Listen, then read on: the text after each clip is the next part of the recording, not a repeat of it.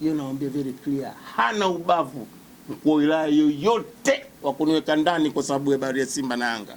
Hana ubavu. Download application ya BMTV Tanzania. Sasa tunapatikana kupitia Google Play katika simu yako ya kiganjani. Hauhitaji njia moja tu ya YouTube pekee kupata taarifa na habari zetu. Download sasa BMTV Tanzania application ili kuwa sehemu ya familia yenye weledi na ujazo habari zenye mizania. Habari papo kwa papo, michezo na burudani, siasa, sinema, makala na habari zote zenye maslahi mapana katika jamii. Application ya BMTV Tanzania. We do the best. Download sasa. This is BMTV online channel.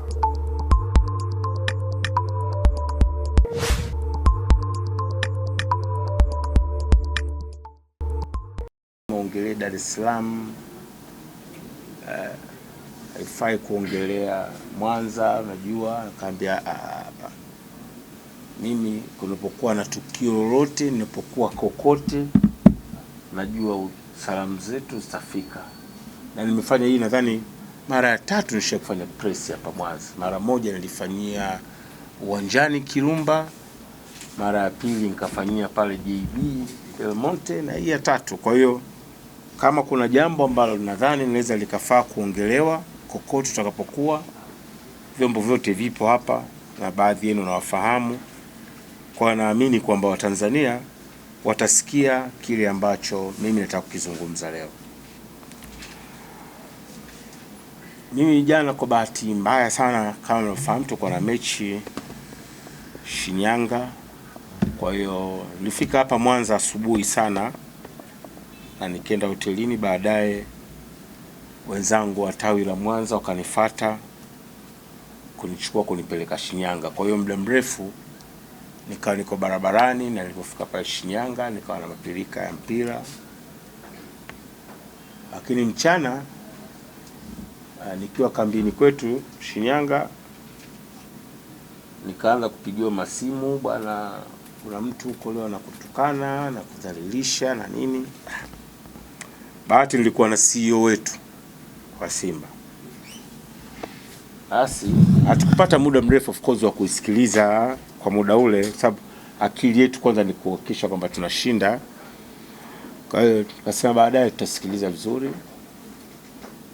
Kasikiliza, nikajiridhisha, kashauriana na CEO wangu, baadhi ya viongozi wa Simba.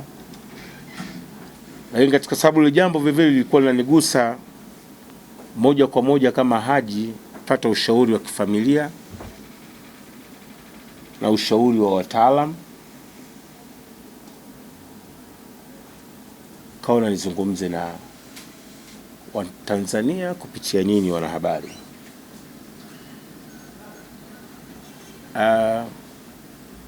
Huwa mara nyingi mimi mtu akinishambulia binafsi wasijibu. Nimekuwa hivyo.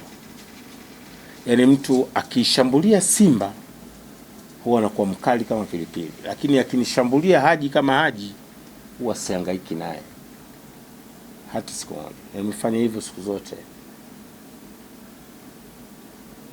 na imekuwa ni trend sasa ya kumwattack Haji. Ni mwendelezo. Pakatikati walipoingia uongozi huu madarakani, wakati huo timu yao, wakati huo maafisa habari wawili, kuna mmoja mhamasishaji, mmoja afisa habari. Day 1 siku wanakabidhiwa ofisi ni Haji. Wakazunguka kwenye ma TV, wakazunguka kwenye ma radio, Haji hivi. Kila mtu anasema lake ni Haji tu. Siku moja nilimjibu mmoja kwenye kipindi cha Azam TV cha kurasa zile,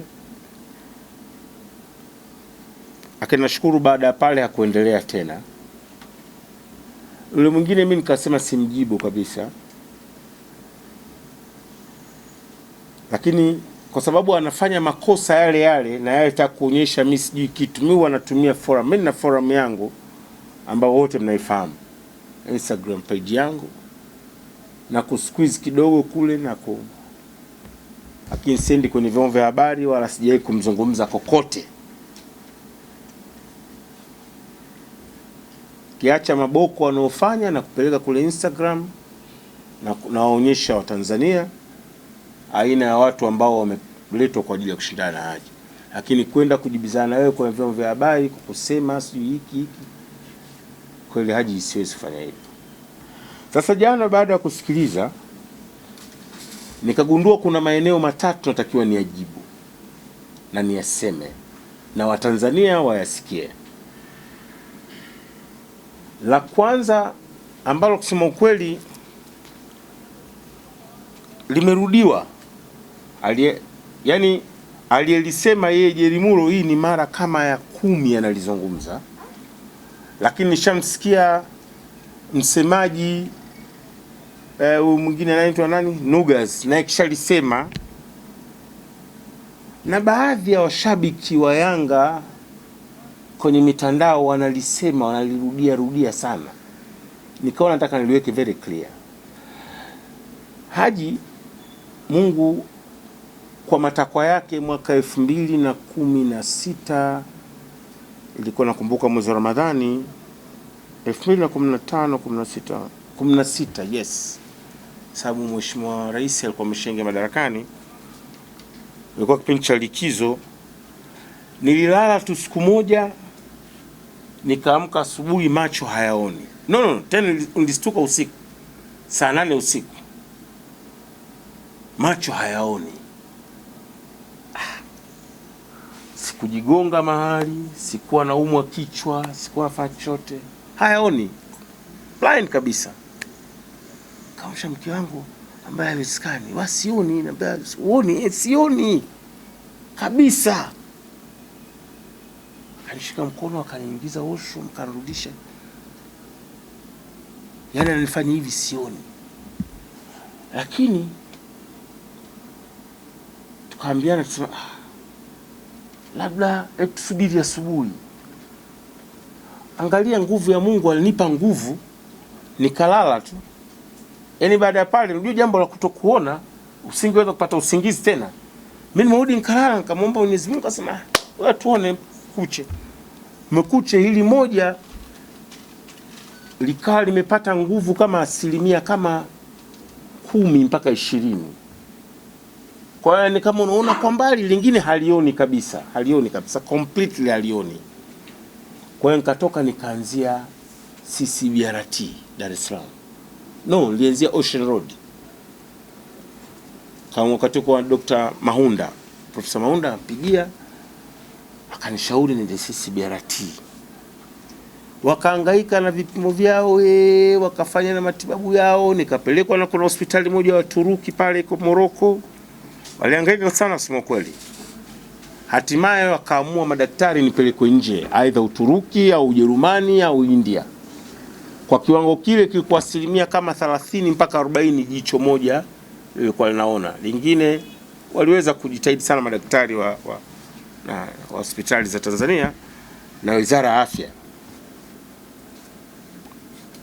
Waziri dada yangu Umi na wakati ule naibu waziri Kibwangala walihangaika sana. Sasa jambo lile hatukulifanya la kujulikana, lakini kwa sababu ya Haji kwa kazi anayofanya lazima litajulikana. Kajulikana lile jambo, ikaandikwa kwenye vyombo vya habari, Haji amepata matatizo ya macho na hivi.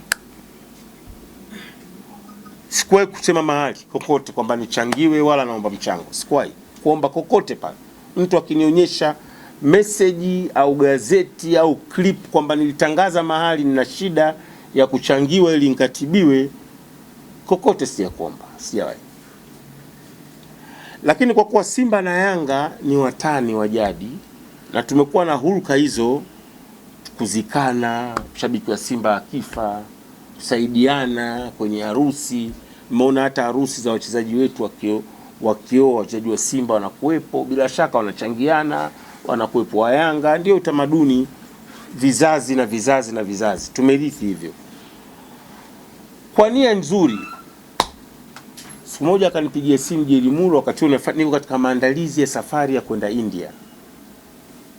Sasa simu wakati ule anashika mke wangu, au kuna namba imepigwa, ananipa. Bana, mimi Jerry Muro nataka kuja kuona, nimesikia mpata matatizo ya macho, lakini nakuja na wenzangu ili watatu uje kuona. Ngaba karibuni, na nyumba ya mgonjwa mnafahamu, na kwa jinsi mimi nilivyo watu wanavyonifahamu, kwa hiyo kwa nyumba ambayo kila baada ya dakika 5 wanaingia watu kadha kuja kuniona. Kwa hiyo alikuja Jerry Muro, namkumbuka mtu mwingine alikuja naye anaitwa Chicharito, alikuwa pale Yanga, si mpaka leo yupo, lakini juzi nilimuona Mlimani City. Walikuja pale na mama yangu alihama kwake, familia ilihama ikaja nyumbani kwangu.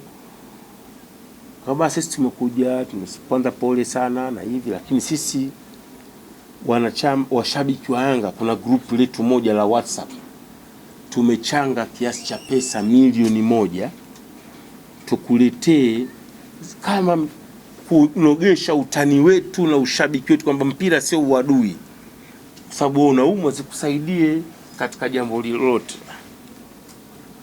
Kwa ungwana wangu kasema sawa, haina shida, wala sikuwa na shida. Na ukizingatia miezi 2 nyuma mimi niliongoza magrupu ya wanasimba ya WhatsApp, kwa sababu Jerry alikuwa msemaji wa Yanga, alifiwa na mzazi wake, tumchangie mwenzetu kupeleka rambirambi. Niliona kama hivyo wamefanya jambo jema, na tulipeleka rambirambi. Nilipeleka mimi za mchango wa rambirambi alifiwa babake, kwa heshima ile ambayo ni kitu cha kawaida katika mila za Kiafrika. Kwa hivyo kuja pale kamba sawa, wakati atakupokea kama sasa, sikiliza Haji, tunayo shida moja. Hizi pesa zimechangwa katika group ya WhatsApp na watu wetu hawa watata wataamini kama sisi zimefika hizi pesa. Kama hutajali, tunaomba tupige picha.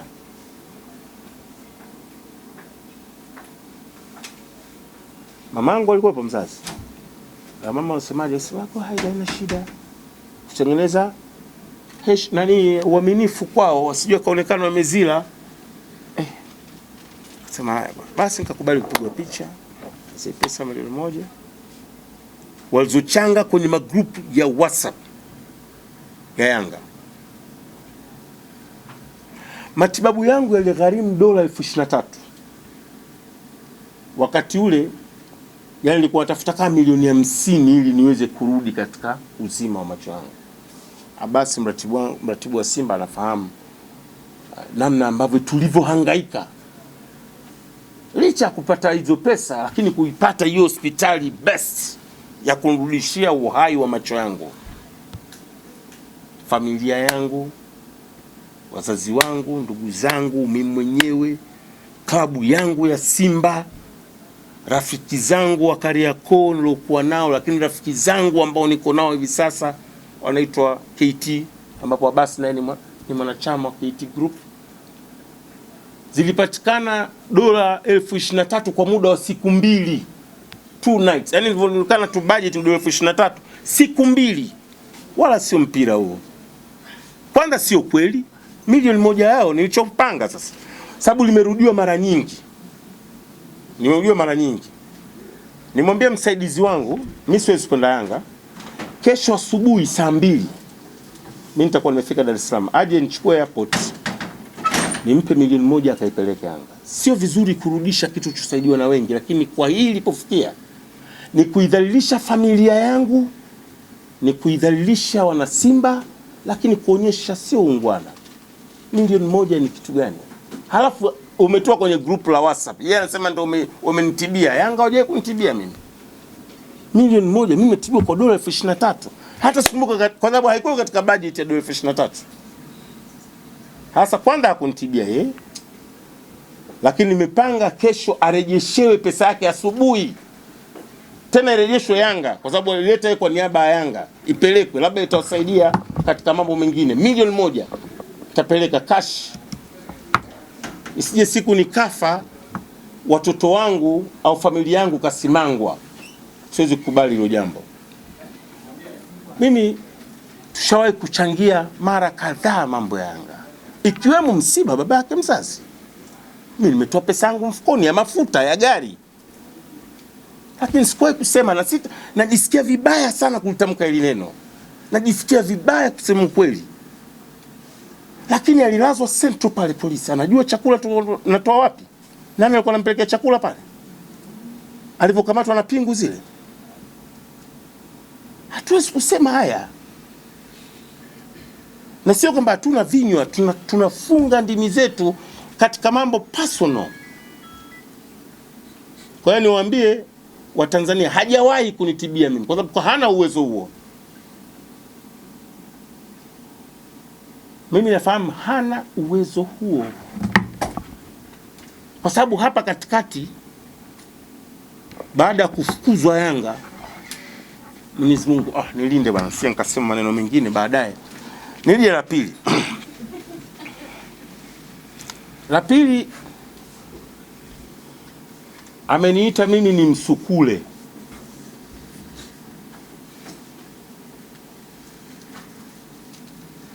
Mimi ninazo lugha kali sana, sababu mimi nimezaliwa Kariakoo, yaani kitovu cha lugha hizo. Nimekuwa nasikia hizo madirishani nazijua hizo, lakini kwa kuwa yeye kwa nafasi yake kama mkuu wa wilaya, na kwa kuwa mimi naziheshimu mamlaka za uteuzi, siwezi kujibu tusi. Katika hili amezungumzia pia, mwisho anasema kwamba yeye kama mkuu wa wilaya ana uwezo wa kumweka mtu ndani na ataniweka ndani masaa 48. Kimjibu chochote, kwanza nimwambie la kwanza, hawezi, hana ubavu huo, sio yeye, hawezi.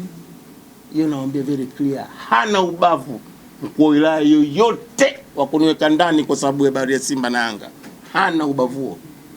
Jelimuru, hivi Rais Magufuli atakaa na mwangalia Jelimuru anamweka mtu ndani kwa sababu ya Yanga na Simba? Waziri Mkuu Kassim Majaliwa atakaa atamwangalia mtu anamweka ndani kwa sababu ya Yanga na Simba?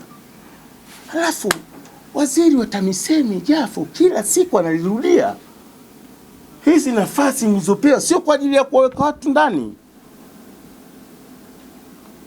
Yaani narudia, tunaona sifa mwenyewe. Mkuu wa wilaya tunamtangaza kabisa mbele ya watu, mbele ya waandishi, na amekaa na viongozi. Wale viongozi wanakaa wanacheka tu kwamba ana uwezo wa kumweka mtu ndani eti Jelimuru kwa sababu mkuu wa wilaya. Nani kawaambia hivi vyeo ni wataka navyo milele hawa? Yaani hiki cheo unapewa na rais, anakuamini, unakaa unatisha watu, na amefanya hivyo. Nasikia kule Hai kwanza ameshaweka watu lock-up wengi, wazee wa watu wakigombea habari za maardhi, lakini nasikia aliwahi kuwatisha wana Simba walisio kuwashangilia mechi, sisi tumemfunga Vita sio nani, akawakuta barabarani, nasikia akawapiga mkwara. Mimi nilipewa hizo habari nikazipuuza, lakini kwa kauli ya jana sina haja ya kupuuza. Na nimwambie mimi kesho naenda kwenye marathon ya Kilimanjaro. Naenda kama ambassador wa Tigo Kili Half Marathon. Nitasafiri kwa treni kutoka Dar es Salaam. Jumapili baada ya marathon nitakwenda Arusha, alafu jioni nitaondoka na ndege kuja Dar es Salaam. Nitapita kwenye wilaya yake, sababu huwezi kutoka Moshi, lazima upite Arumeru. Na kia nimeambiwa iko aidha, wengine wanaambia iko Hai, wengine iko Arumeru, I'm not sure. Sasa yeye kwa sababu kwenye mamlaka hiyo kwenye wilaya yake ana uwezo wa kunikamata. Nawaambia kupitia nyinyi, aje, nitakuwepo Meru mchana, aje ni kama namfuata Meru.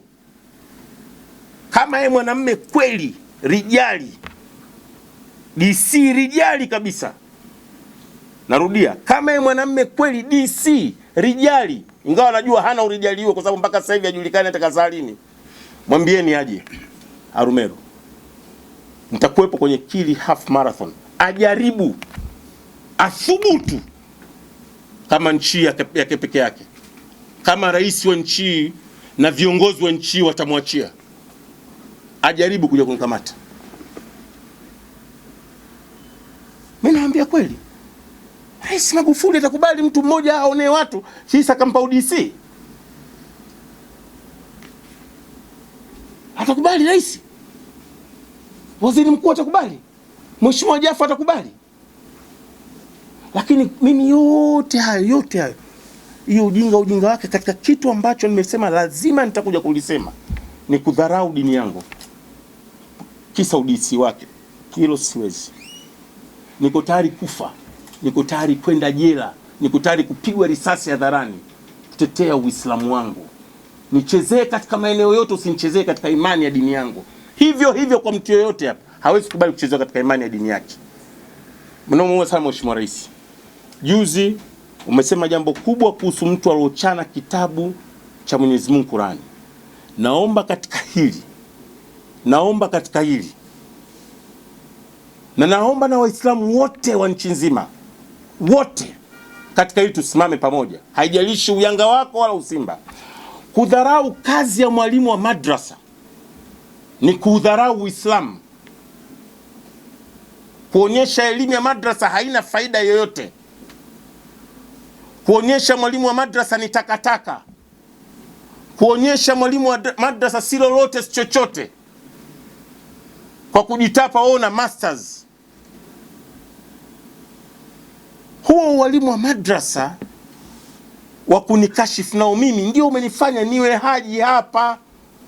Wao na mamasters yao wachanganye na madigrii yao, nani anayeniweza? Wameacha legacy gani Yanga?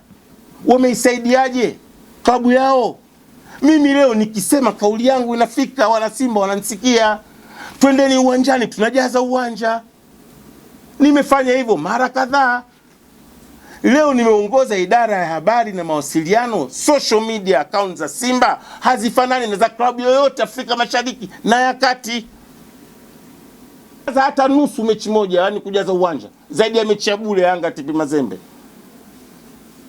Yani wewe unadisifu kabisa eti mimi nilikuwa nawaita matopeni, ndio legacy iliyoacha Yanga Afrika. Sasa anichezee huku kwenye dini yangu, wasiniguse. Walimu wa madrasa nina fahari nao. Yes. Nimefundisha watoto Qur'ani ya Mwenyezi Mungu, nimefundisha imani ya dini yao, kwangu ni proud. Najivunia hilo. Unataka nifundishe kucheza kibao kata? Na kwa watu wanashangilia tu.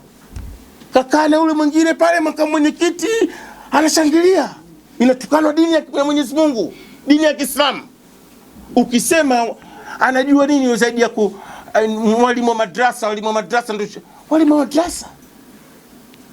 Unawadharau walimu wa madrasa. Wale walimu wa madrasa kule Arumeru wanafanyaje? Sasa hivi wanajisikiaje? Hebu fikiri. Wanajisikiaje wale walimu wa madrasa pale Arumeru? Walimu wa madrasa nchi nzima wanajisikiaje? Unawaambia nini hawa watoto wasisome elimu ya madrasa? Haina maana? Rais, itafika mahali kuna siku nitashindwa, mimi binadamu, nitajibu. Sitajali cheo kile tena chake, nitajibu. Sababu sikaja huko kwenye mpira na ananitukana. Sitaacha kuna siku. Sababu mimi binadamu vile vile. Na hasa uniguse katika eneo lolote, usiniguse kwenye dini yangu. Hivyo kwa mtu yote asiguse kwenye dini yake hapa. Uwe Mkristo, uwe huna dini, usiguse kwenye imani yako. Nisichezee kwenye dini yangu. Naweza nikawa na muasi Mwenyezi Mungu, lakini imani yangu ni thabiti.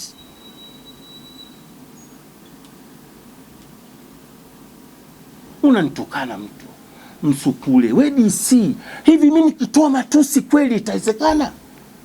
Anamweka katika engo gani mamlaka za uteuzi?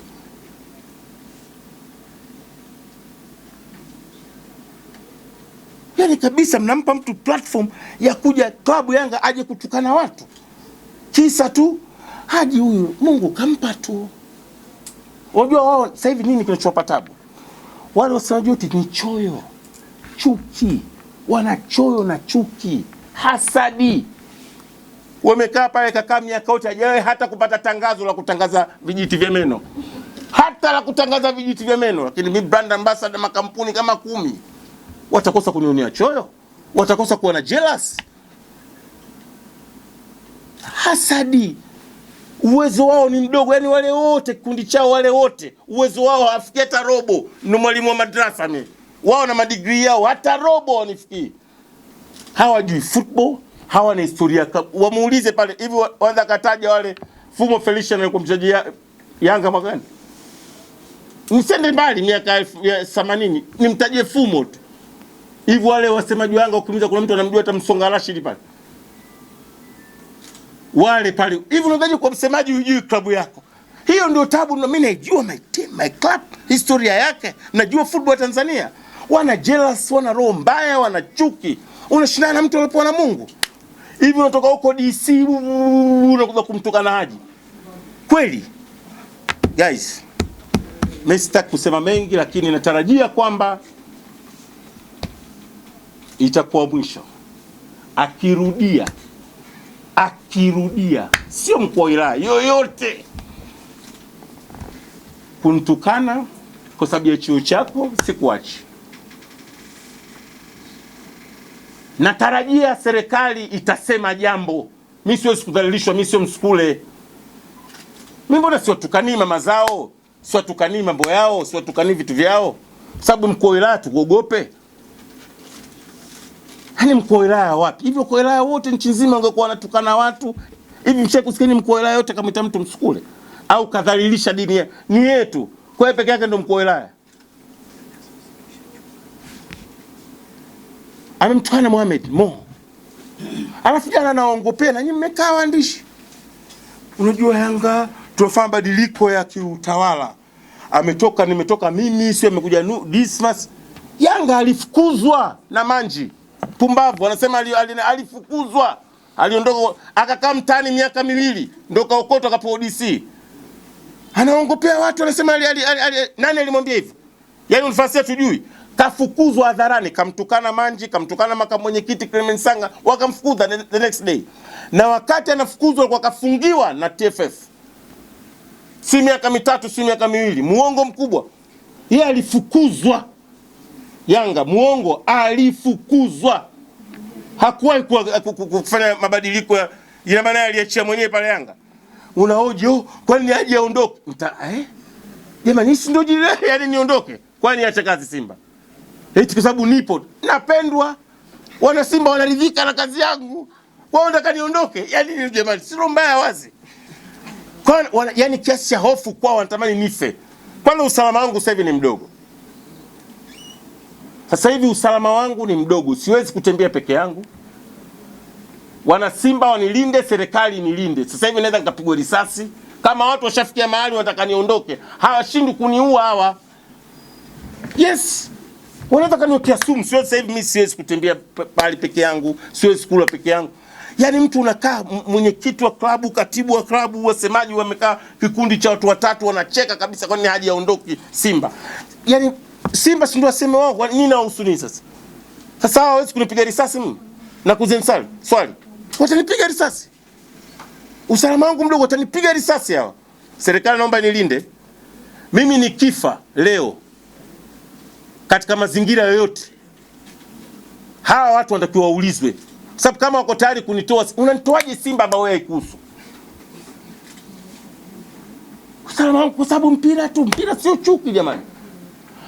Wao najua la mwisho ninalotaka kuambia, wanataka mimi niseme kuhusu habari hii ya mechi si nini, ni wajibu kuhusu si ubora wa timu si ingii. Nishasema katika mechi Yanga na Simba kila mtu apambane na hali yake. Si ingii. Kwa mimi yani wewe wananiseti, wameweza kaniseti mimi bingwa. Wao kaniseti mimi. Umekaa kabisa unatoka Meru, unakuja unamtukana mtu. Mtu ana familia yake, baba yangu mimi legend. Tena mkubwa. Baba yake amjui mtu. Mimi familia yangu inajulikana. Unaidhalilisha familia yangu. Familia yake nothing. Hamna mtu anaijua, imeokotwa tu. Baba yangu mimi amefanya makubwa kwenye nchi. Baba zangu wamefanya makubwa, wameipa heshima nchi, wameitumikia bendera nchi. Unadhalilisha mzee wangu, unadhalilisha familia yangu kisa habari za mpira. Yeye anajua Yanga kuliko Sunday au kuliko na Manara. Hapo amekaa kina Mwakalebela anacheka. Mwambie bango pale kusikia habari za kamati yote. Sitaki kusikia habari za kamati huko. Kama unanidhalilisha mimi kwa sababu mpira mimi nawatania tu Yanga, siye kumtukana mtu. Na utani ni jadi ya Simba na Yanga. Ndio maana sijawahi kupelekwa polisi wala TFF kwa ajili ya defamation. Sijawahi. Mwaka wa 6 huu. Hunipati mimi kwa defamation kwa sababu niko smart kichwani.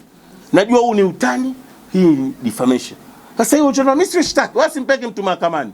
Lakini nataka najua serikali itafanya jambo. Waislamu watasema.